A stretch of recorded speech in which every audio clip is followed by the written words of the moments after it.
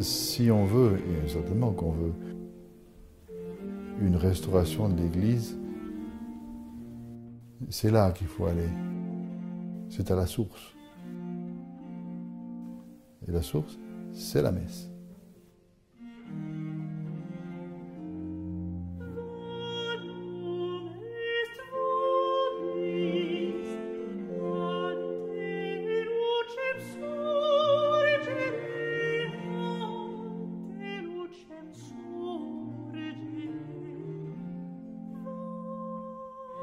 L'arrivée d'un nouveau pape peut ressembler à une sorte de remise à zéro des compteurs.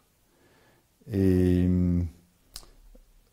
avec cela, surtout avec un pape qui se distingue de ses prédécesseurs dans sa manière de faire, dans sa manière de parler, dans sa manière d'intervenir, et même très fortement. Donc le contraste est très fort, très grand, et ça peut vraiment faire oublier le pontificat précédent. Et je crois que c'est un peu ce qui s'est passé.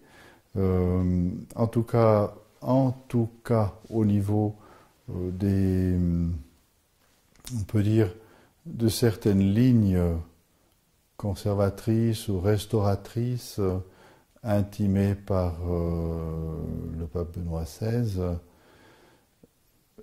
c'est sûr que les premières interventions du pape ont apporté beaucoup de flou, et même presque une contradiction, en tout cas une opposition à ces lignes restauratrices.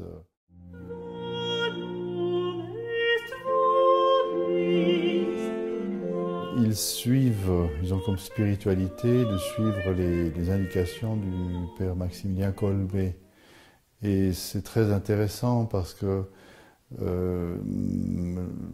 Maximilien Kolbe veut le combat, et le combat pour l'Immaculée, ou pas en dire par l'Immaculée, la victoire de Dieu contre les ennemis de Dieu, on peut utiliser vraiment le terme, et nommément les francs-maçons.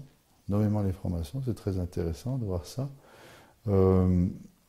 Ce combat contre le monde, contre l'esprit du monde, les ont rendus proches de nous, on peut dire presque par nature, parce que s'inscrire dans un combat contre le monde, quelque part, ça implique la croix. Ça implique les principes éternels de l'Église, ce qu'on appelle l'esprit chrétien. Et cet esprit chrétien est magnifiquement exprimé dans l'ancienne messe, dans la messe très tridentine, si bien que lorsque Benoît XVI a publié son motu proprio qui ouvrait de nouveau la possibilité de la messe, disons largement, cette congrégation a décidé en chapitre, c'est très intéressant ça, en chapitre, donc ça veut dire toute la congrégation, a décidé de revenir à l'ancienne messe, et vraiment in globo, c'est-à-dire en envisageant qu'ils auraient beaucoup de problèmes puisqu'ils ont des paroisses, mais que néanmoins ces problèmes n'étaient pas insurmontables. Et aussi, ils ont aussi commencé, en tout cas l'un ou l'autre, à poser certaines questions sur le concile. Si bien que quelques mécontents, vraiment une poignée, si on considère le nombre, ils sont environ 300 prêtres et frères, il y en a une dizaine qui ont protesté à Rome en disant on veut nous imposer l'ancienne messe, on attaque le concile, ce qui a provoqué une réaction très forte de Rome. On peut dire que cette réaction était déjà sous le pontificat de Benoît XVI, il faut préciser ça.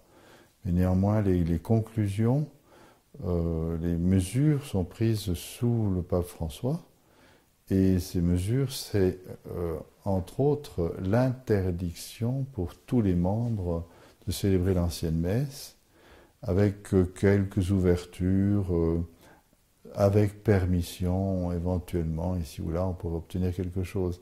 Ce qui est directement contraire au mot de proprio, qui disait qu'on avait un droit, les prêtres avaient le droit de célébrer l'ancienne messe, et donc ils n'avaient pas besoin de permission, ni de l'ordinaire, ni même du Saint-Siège. Donc c'est très très fort là. Là, manifestement, il y a un signal.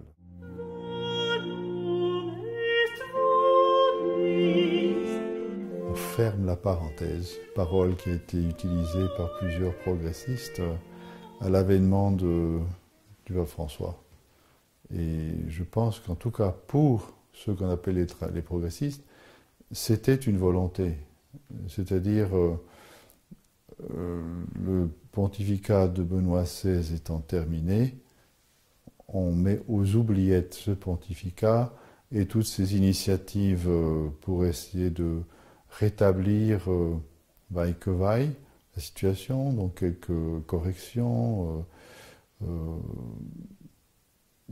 Est-ce qu'il faut aller jusqu'à restauration? En partie, en tout cas, il y avait au moins un désir de sortir l'Église de ce désastre dans lequel elle se trouve. Arrive le nouveau pape avec diverses positions, attaquant un peu tout. Tout le monde a compris, pas seulement c'est autre chose. Benoît XVI est oublié.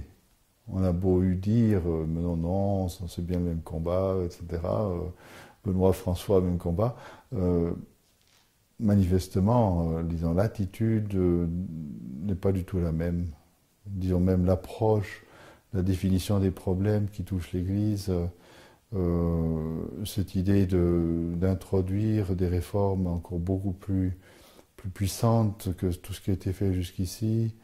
En tout cas, on n'a pas l'impression que ce sera que du cosmétique, les réformes du pape François.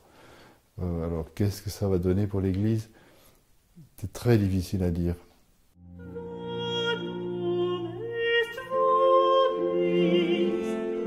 L'avènement d'un nouveau pape fait oublier, c'est comme une espèce de départ à zéro, avec beaucoup de surprises, beaucoup même de blessures, parce que dans ses paroles, il a égratigné un peu tout le monde. Donc pas seulement nous, mais on peut dire tout ce qui est conservateur, tout simplement. On voit sur les questions de morale, avec des prises de position étonnantes parce que cette question sur les homosexuels, qui suis-je pour juger? Le pape, c'est le souverain juge. Et donc s'il y a quelqu'un qui peut juger, qui doit juger, qui doit exposer au monde la loi de Dieu, c'est-à-dire, nous, ça ne nous intéresse pas ce que pense le pape personnellement. Ce qu'on attend de lui, c'est qu'il soit la voix du Christ, et donc la voix de Dieu, et qu'il nous répète ce que Dieu a dit. Et il n'a pas dit qui suis-je pour juger.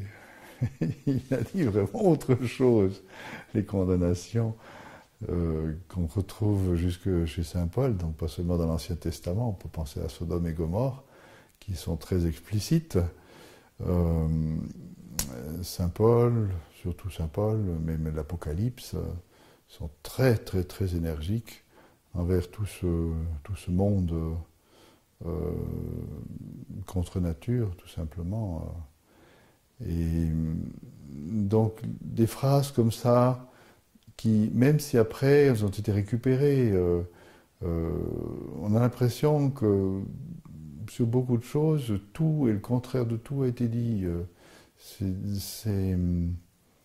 Ça crée un climat de confusion. Les gens sont déstabilisés. Ils attendent, et c'est forcé, ils attendent la clarté sur la morale, ils attendent encore, je vais dire encore plus, mais ça revient au même, parce que les deux sont liés sur la foi. Foi et mœurs sont les deux points indiqués par l'Église où on trouve l'infaillibilité, disons, où l'infaillibilité peut être enclenché, c'est sur les questions de foi et de mœurs. Et tout d'un coup, on voit un pape qui lance le flou à ce niveau-là. Même ça va beaucoup plus loin, parce que dans une interview aux Jésuites, il va attaquer ceux qui veulent la clarté. Je dis, mais c'est invraisemblable. Enfin, il n'utilise pas le mot clarté, il utilise le mot certitude. Ceux qui veulent la sécurité doctrinale. Mais évidemment qu'on la veut. Et avec les paroles de Dieu lui-même, notre Seigneur, qui dit qu'il n'y a pas un seul iota qui sera abandonné, il vaut mieux être précis.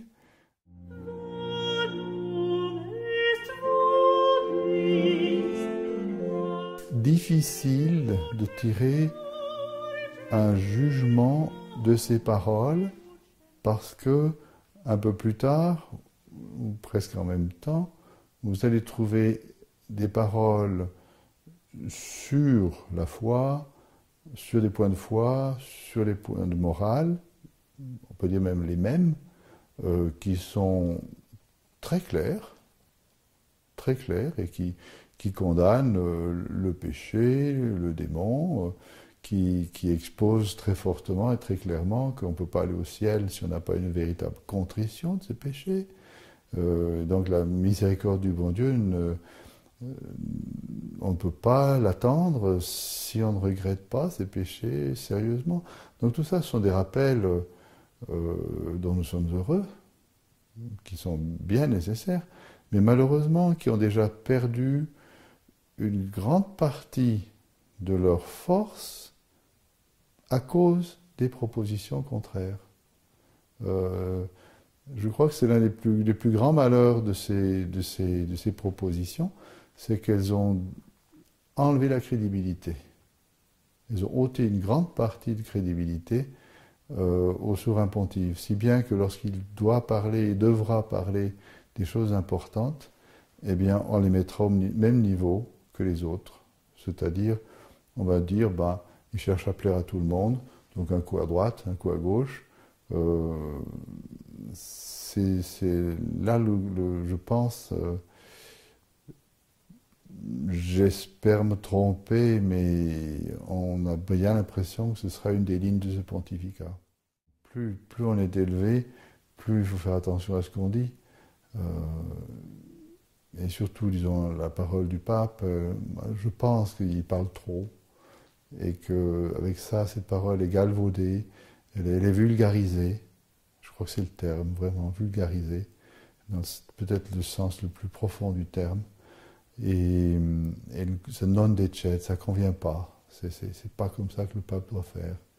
On ne sait plus après qu'est-ce qui est vraiment opinion privée, enseignement.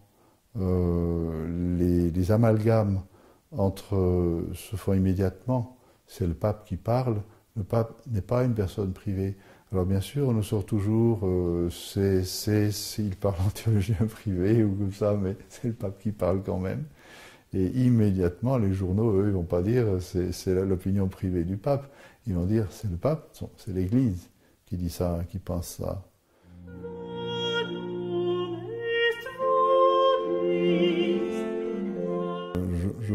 Je ne crois pas que j'oserais dire que je suis déjà capable de faire une synthèse. Je vois beaucoup d'éléments disparates. Je vois un homme d'action. Là, alors vraiment, c'est le primat de l'action. Hein. Il n'y a pas de doute. C'est pas la doctrine. Mais même jusqu'à un point, c'était un Argentin qui me le disait, il me disait, vous, les Européens, faites attention. Vous aurez beaucoup de difficultés à cerner cette personnalité parce que, eh bien, le pape, tout simplement, enfin le pape François, n'est pas un homme de doctrine, c'est un homme d'action, c'est un homme de praxis, disait-il. C'est un homme extrêmement pragmatique, donc très très proche du terrain. On le voit dans tous ses sermons, tout ça, il est très très proche. Et c'est peut-être ça qui le rend très populaire, parce que ça touche tout le monde, ce qu'il dit. Ça égratigne aussi un peu tout le monde, mais enfin, c'est très très très proche du terrain. Et il n'y a pas beaucoup de théorie. C'est vraiment, on voit bien, c'est l'action, tout simplement. Ça, c'est ce qu'on voit. Alors, quelles vont être les incidences, les conséquences sur la vie de l'Église dans son ensemble? Est-ce que c'est tout simplement une voix qui clame dans le désert, c'est-à-dire qui n'aura plus aucun effet, ces paroles, ou bien au contraire, est-ce qu'une partie de l'Église, la partie progressiste, va en profiter? On sent bien qu'ils aimeraient faire ça. Et ce qui est intéressant déjà maintenant, dans cette analyse un peu de la situation de l'Église, c'est de voir que des paroles maladroites sont prononcées, certains en tirent des conclusions, et après il y a une récupération. L'une ou deux maintenant déjà remarquables sont les interventions du préfet de la doctrine de la foi, qui réaffirme avec beaucoup de, cette fois-ci, de clarté et de fermeté les points qui ont pu être ébranlés par le pape. C'est un petit peu comme si le préfet de la foi devait censurer ou corriger. C'est un peu maladroit. Et donc ça veut dire à la fin que les progressistes, à un certain moment, vont déchanter. Ils vont déchanter, ils vont dire non, c'était pas ça qu'on attendait. Mais ils leur donnent un espoir, ils donnent un faux espoir.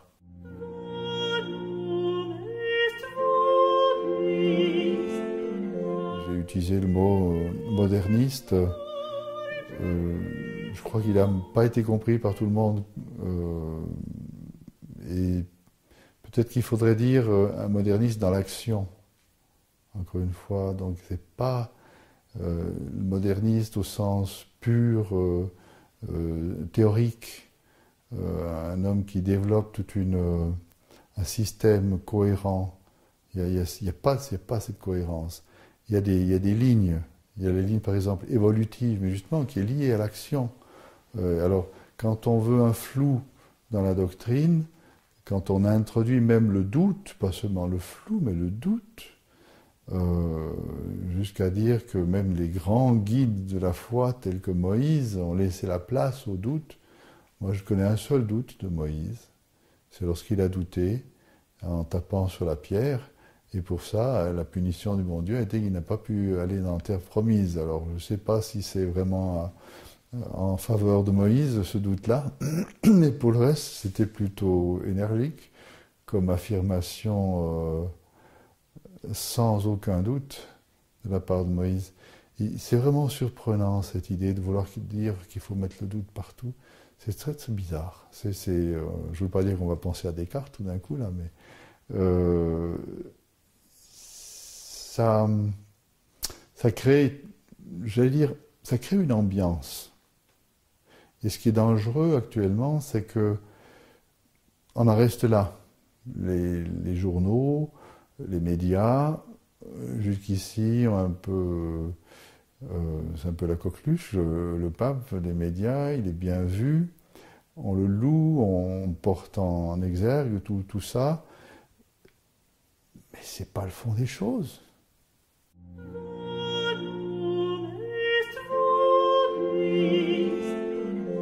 C'est une ambiance qui passe à côté de la situation réelle de l'Église, qui elle n'a pas changé. On a passé d'un pontificat à l'autre. La situation de l'Église, elle est restée la même, tout simplement. Donc les lignes de fond restent les mêmes. Il y a à la surface des variations, on pourrait dire que c'est des variations sur un thème connu. Les affirmations de fond, on les a par exemple sur le Concile. Le Concile qui est une relecture de l'Évangile à la lumière de la civilisation contemporaine ou moderne. Bon, il a utilisé les deux termes. Je pense qu'on devrait commencer par demander très sérieusement une définition de ce que c'est que la civilisation contemporaine ou moderne. Pour nous, et je pense pour le commun des mortels, c'est le rejet de Dieu, tout simplement. C'est la mort de Dieu. On peut dire c'est Nietzsche, c'est l'école de Francfort, c'est une rébellion à peu près généralisée contre Dieu, tout simplement. On le voit un peu partout. On le voit dans l'Europe d'aujourd'hui, qui refuse même de reconnaître ses racines chrétiennes dans sa constitution. On le voit dans tout ce que propagent les médias comme littérature, comme philosophie, comme art. Ça tend au nihilisme, ça tend à l'affirmation de l'homme sans Dieu, tout simplement, sans Dieu, vraiment, profondément, même en rébellion contre Dieu. Alors, comment est-ce qu'on peut relire l'Évangile à cette lumière-là? C'est pas possible, tout simplement. C'est un cercle carré. Et j'allais dire, nous sommes d'accord avec la définition donnée. Et nous en tirons les conséquences, qui sont, elles, alors radicalement différentes de celles du pape François, qui va jusqu'à montrer, exposer, disons, la continuation de sa pensée en disant, regardez les beaux fruits, les fruits merveilleux du Concile, regardez la réforme liturgique. Alors là, évidemment, c'est un frisson dans la colonne vertébrale. La réforme liturgique, qualifiée encore par son prédécesseur direct comme étant la cause de la crise de l'Église, on a peine à voir et à comprendre qu'elle soit tout d'un coup qualifiée comme l'un des plus beaux fruits du Concile. C'est certainement un fruit du Concile, mais si ça c'est un beau fruit, alors qu'est-ce qui est beau et qu'est-ce qui est bon, qu'est-ce qui est mauvais, on s'y perd. Tout simplement, on s'y perd.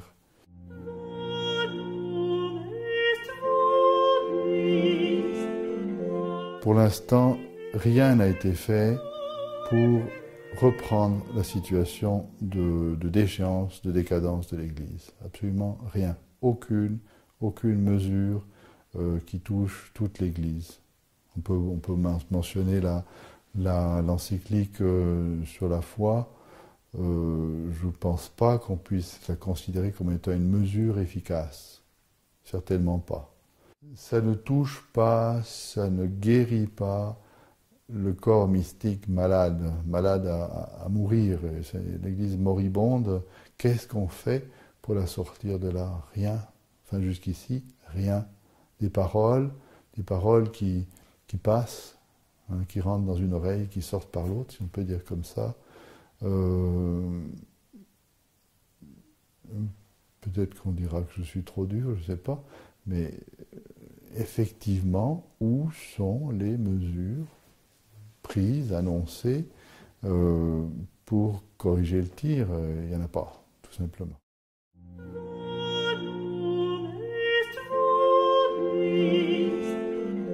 Notre Seigneur l'a dit très très clairement, les portes de l'enfer ne prévaudront pas contre elles. Ces paroles, même, on aimerait, au nom de ces paroles, on aimerait se tourner vers notre Seigneur pour dire, mais qu'est-ce que vous faites? Là, vous laissez passer des choses qui semblent aller contre votre parole. Autrement dit, nous sommes un peu surpris par ce qui se passe. Là, je parle de l'histoire de l'Église. Ces paroles, moi j'en suis convaincu, ont été la source pour la plupart des théologiens d'affirmation sur l'impossibilité de voir dans l'Église précisément ce que nous voyons, considérant que c'est absolument impossible à cause de ces promesses de notre Seigneur. Alors, on ne va pas nier les promesses de notre Seigneur, on va essayer de dire comment ces promesses qui sont infaillibles, notre Seigneur, sont encore possibles dans une situation qui nous semble contraire. Parce que nous semble que cette fois-ci, les portes de l'enfer ont fait une fameuse entrée dans l'Église. Je crois qu'il faut faire très attention, il ne faut pas être univoque, surtout dans de telles phrases, des phrases des prophéties de notre Seigneur. Il faut maintenir le fond, c'est-à-dire c'est des analogies, mais très forte, c'est-à-dire qu'il y a une réalité qui est affirmée et qui est indéniable, c'est-à-dire les portes de l'enfer ne prévaudront pas, un point, c'est tout. Et cela ne veut pas dire que l'Église ne va pas souffrir. Alors, jusqu'où peut aller cette souffrance? Et là, il y a cette marge, disons, d'explication, où on est obligé d'ouvrir un peu plus loin que ce qu'on pensait. Quand on pense à Saint Paul qui parle du Fils de perdition, qui se fera adorer comme Dieu, donc ce n'est pas seulement un antéchrist militaire ou on pourrait dire civil, c'est une personne religieuse, une personne qui se fait adorer, donc qui réclame des actes de religion. Et l'abomination, la désolation de l'abomination de la désolation, est-ce que c'est lié à ça? Je pense que oui. Je pense que oui. Donc cela veut dire qu'il y a, à côté de cette annonce des promesses de l'indéfectibilité de l'Église, des annonces d'un temps effroyable pour l'Église, où on pourra même se poser, où les gens se poseront des questions. Justement cette question-là, mais alors, cette indéfectibilité, ces promesses de notre Seigneur, la Sainte Vierge, les fameuses paroles de la Salette, qui sont reprises presque mot à mot par Léon XIII, ça c'est pas de la révélation, ça c'est l'Église, et l'Église on peut dire même dans un acte, Léon XIII rédige un exorcisme, ce fameux exorcisme de Léon XIII, et plus tard on a rayé la parole la plus solennelle de cet exorcisme qui annonce que Satan va régner, mettre son trône à Rome, tout simplement. Donc le siège de l'Église va se retrouver tout d'un coup siège de l'Antéchrist. Et c'est même les paroles de la Sainte Vierge. Rome deviendra le siège de l'Antéchrist. Ça, c'est les paroles de la Salette. De même que Rome perdra la foi. Une éclipse de l'Église, donc des paroles très, très fortes et contrastantes avec la promesse. Encore une fois, ça ne veut pas dire que la promesse serait caduque, c'est évident qu'elle reste, mais qui n'exclut pas un moment pour l'Église de douleur telle qu'on pourra la considérer à une mort apparente.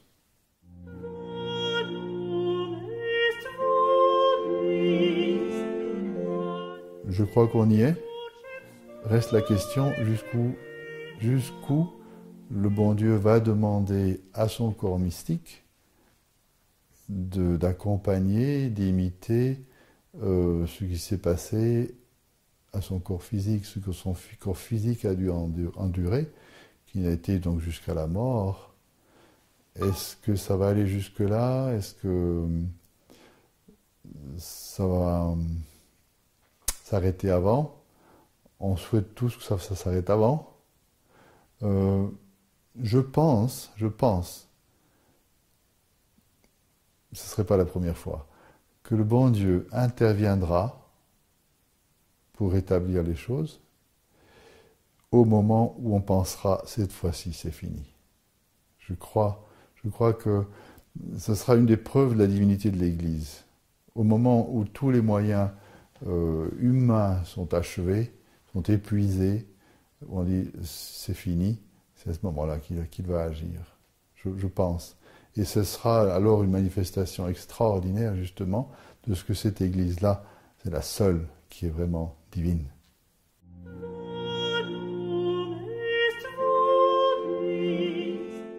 Mais tout d'abord, ils doivent garder la foi. C'est le premier message, on peut dire, de Saint Paul. C'était aussi les temps de persécution, c'était rester ferme, stater, tenez debout, tenez bon, tenez debout, tenez bon, ferme dans la foi. Garder la foi, ça ne peut pas être simplement théorique. On voit, disons, ça existe, ce que j'appelle la foi théorique. C'est-à-dire quelqu'un qui est capable de réciter le credo, il a appris son catéchisme, il le connaît, il est capable de le redire. Et c'est sûr que cette foi-là, c'est le commencement, il faut la voir, sinon on n'a pas la foi. Mais cette foi, elle ne conduit pas encore au ciel.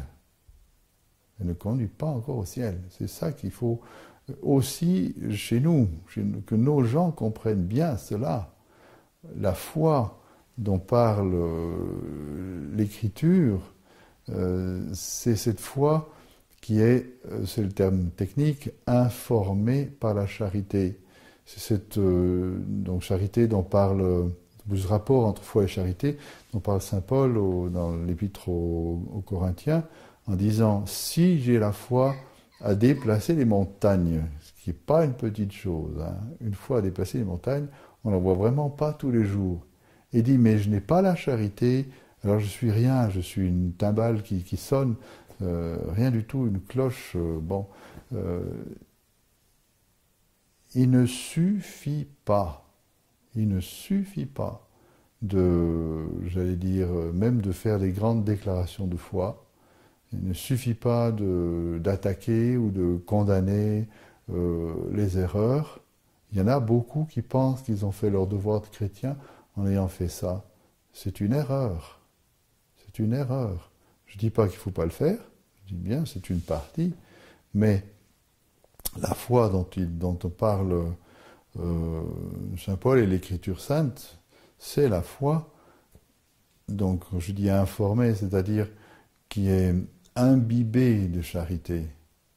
C'est la charité qui donne la forme à la foi. Il faut bien comprendre ce que ça veut dire. La charité, c'est l'amour de Dieu. Et par conséquent, l'amour du prochain. Donc une foi qui se tourne vers ce prochain, qui est peut-être dans l'erreur, ou qui est certainement dans l'erreur, et qui lui rappelle la vérité, mais d'une manière telle qu'il espère qu'avec ces rappels, il pourra semer la foi, remettre la vérité, amener ses âmes vers la vérité. Donc c'est pas un zèle amer, c'est pas un zèle amer, c'est tout à fait autre chose, c'est une foi, on pourrait dire, rendue chaleureuse par la charité.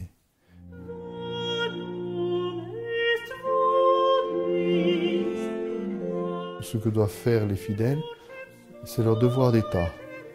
Donc garder la foi, une foi bien imbibée de charité, bien profondément, disons,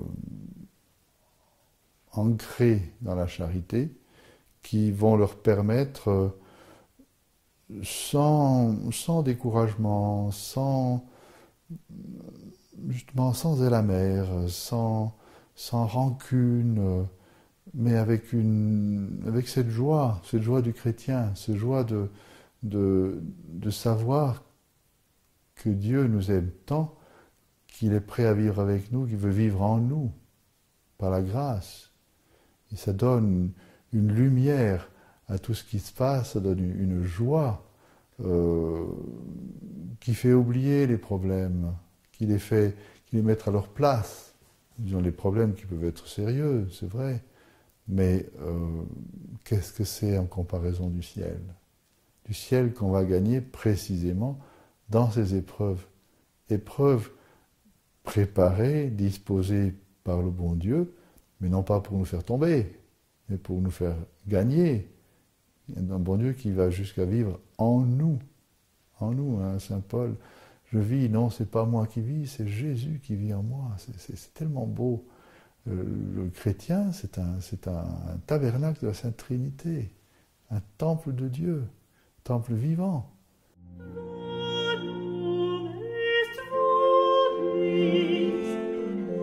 Son premier souci, c'est vraiment ce qui fait vivre l'Église, c'est la messe.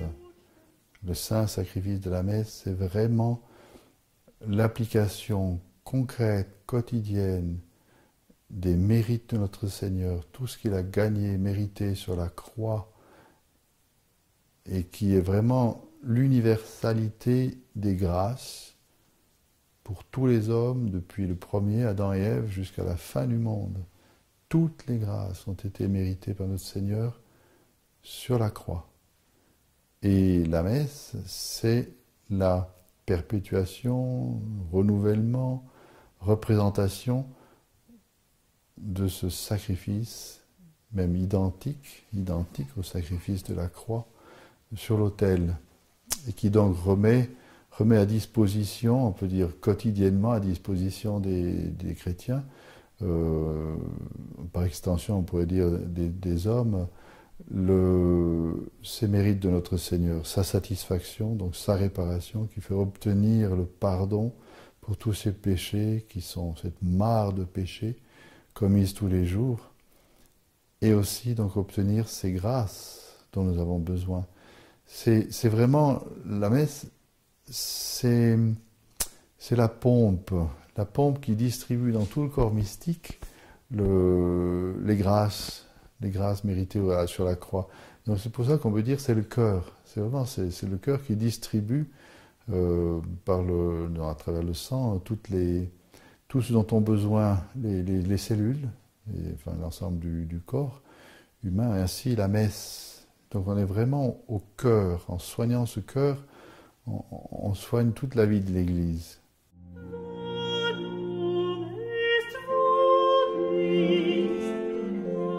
Si on veut, et certainement qu'on veut, une restauration de l'Église, c'est là qu'il faut aller. C'est à la source. Et la source, c'est la messe. Pas n'importe quelle liturgie. Une liturgie, j'ai envie de dire, extrêmement sainte.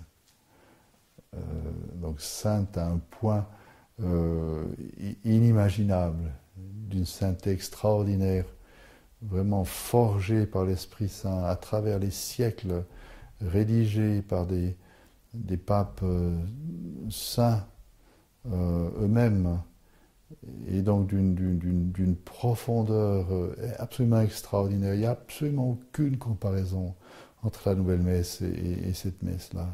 C'est vraiment ces deux mondes, et je dirais dire, les chrétiens un peu sensibles à la grâce s'en rendent compte bien vite. Hélas, aujourd'hui, on voit bien que beaucoup ne le voient même plus. Mais pour moi, c'est évident que vouloir la restauration de l'Église doit commencer là. Donc c'est pour ça que je suis profondément redevable au pape Benoît XVI pour avoir remis la messe. C'était capital. C'est capital.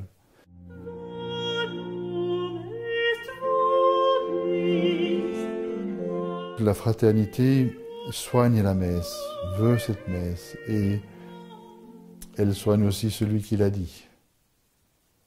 Et il n'y en a pas 36, c'est le prêtre.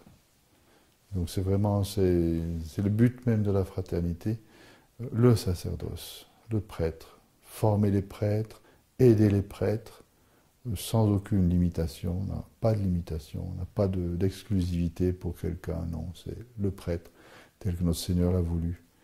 En lui rappelant justement ces trésors qu'aujourd'hui beaucoup ignorent tout simplement. C'est tragique.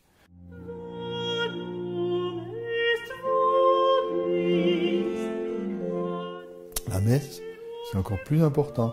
La messe, c'est ce qui va donner la foi, c'est ce qui va nourrir la foi. Évidemment, si on célèbre la messe sans la foi, il y a un gros problème là. Il ne s'agit pas de faire des antagonismes, il s'agit de bien unir ce qui doit l'être. Mais je pense qu'avec déjà ces deux éléments, on a énormément pour la survie de l'Église, tout simplement.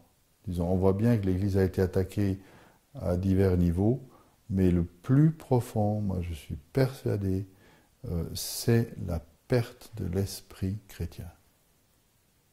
On a voulu devenir comme le monde. On l'a dit tout le temps, c'était le but du concile, c'était de s'accommoder au monde moderne. Eh bien non, c'est pas possible. On vit dans ce monde, donc on en utilise beaucoup de choses, qui restent des circonstances tout simplement historiques, concrètes, qui passent. Le fond qui reste, c'est l'attachement au bon Dieu, c'est le service du bon Dieu, qui inclut bien sûr la foi, la grâce, cet esprit chrétien. On veut aller au ciel, on doit aller au ciel. Pour ça, il faut éviter le péché et il faut faire le bien, les deux. tant qu'on n'en revient pas là, l'Église continuera dans cette, disons, à être meurtrie par un virus morbide qui est le virus du monde moderne, justement de la civilisation moderne.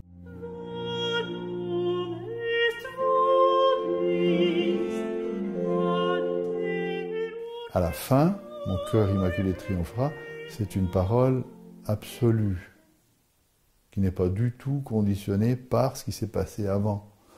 Et disons, c'est vraiment une parole qui fixe l'espérance, qui l'établit, c'est un rocher. Évidemment, comme il semble bien que ce triomphe est lié à la consécration, eh bien, on demande la consécration. C'est tout à fait normal. Jusqu'à quand faudra-t-il attendre pour l'avoir faite comme elle a été demandée? Ou est-ce que le bon Dieu, encore une fois, va se contenter d'un mois? Ça, on ne le sait pas. On ne le sait pas. Ce qu'on sait, c'est qu'à la fin, il y a ce triomphe. Et donc ça, c'est une certitude. On ne va pas parler d'une certitude de foi, parce que ce n'est pas une question de foi, c'est une parole donnée par la Sainte Vierge. Et puis, on sait bien qu'une telle parole, elle vaut, c'est tout, stat.